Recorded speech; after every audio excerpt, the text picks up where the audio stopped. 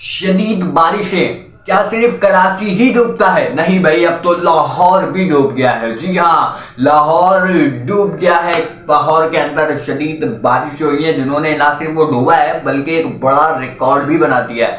लाहौर में 44 साला बारिश का रिकॉर्ड टूट चुका है। जी हाँ, लाहौर के अस्पताल हो, पार्क हो, पम्प हो, कुछ भी हो, वो इस वक्त सैलाब के मनाशिर पेश कर रहा है। और लाहौर की सूरत इस वक्त ऐसी है जो कि कराची में होती है और होगी भी मेरा ख्याल से अभी, क्योंकि अभी बारिशें होंगी। लेकिन शायद लाहौरियों को इसलिए ये बड़ी चीज़ अजीब सी लग रही है, उसकी वजह यही है कि लाहौर में 44 साल बाद ऐसा हुआ है। लेकिन इससे आप ये ना समझे कि कराची का इमेज कम होगा। कराची अपनी जगह वो तो भरेगा, वहाँ पाकिस्तान पीपल्स पार्टी की हुकूमत, सिंध हुकूमत, तो वो तो भरेगा ना। अभी थोड़ा सब्र कर लें, थोड़ी सी बारिश तेज हो जाए तो वो भी यही मनाजिर पेश करेगा। लेकिन कराची वाले हर साल झेलते हैं, लाहौरी जो है वो 44 साल के बाद झेल रहे हैं, तो उनको थोड़ा सा मुख्तलिफ लग रहा है। लेकिन जो मुस्लिम लीग नून के दावे थे और बड़े बड़े उन्होंने जो झंडे लहराए थे, उनकी कलई खुलती जा रही है। बड़े अफसोसनाक बात है।